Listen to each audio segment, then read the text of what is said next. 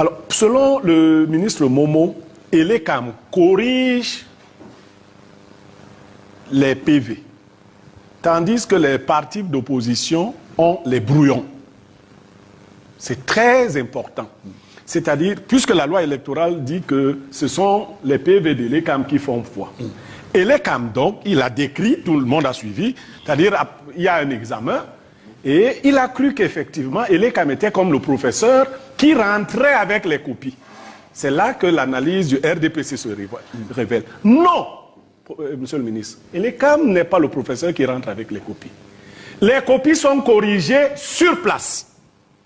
Les élèves et étudiants sont au courant des notes. C'est ce que dit la loi, sur place. Il n'est donc pas possible que le professeur étant parti de là avec les copies, qu'il considère qu'il a le droit d'aller corriger. Mais en fait, la parole, les Bassa disent, la parole ne vient pas souvent d'à côté, elle vient de loin.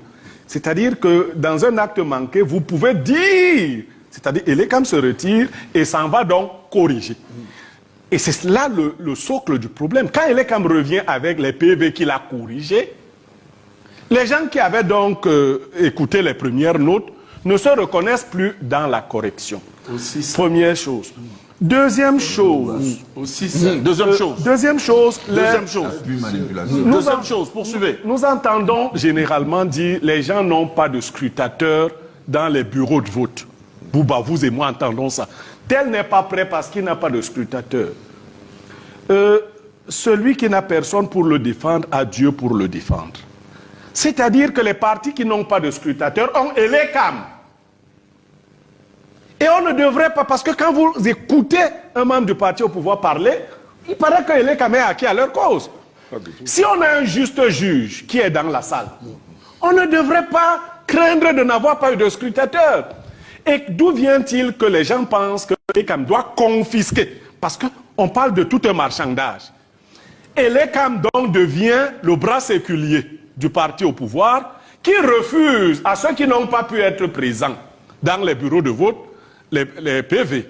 Elekam devrait les rendre disponibles à tout le monde. Public. Il ne le fait pas. Et il jette donc du discrédit sur sa technique qui consiste à les ramener afin de les ressortir dans une commission de recensement déjà parfait. C'est ça le problème. Si le processus est... Où est représenté tout le monde, n'est-ce pas? Non, malheureusement, une fois que le professeur... Moi, j'ai enseigné. Si le professeur rentre avec des copies non anonymées, il va à la maison, il revient avec les mêmes copies, on les refuse. C'est le principe des enseignants. Il est là. Vous ne pouvez pas aller à l'examen. Si on surprend d'ailleurs un enseignant qui corrige le bac, qui est rentré avec les copies à la maison, ces copies sont annulées. Donc, où va Elekam pendant la correction qu'il fait et à quel moment? Pour être crédible, Elekam devrait faciliter cette affaire à tout le monde.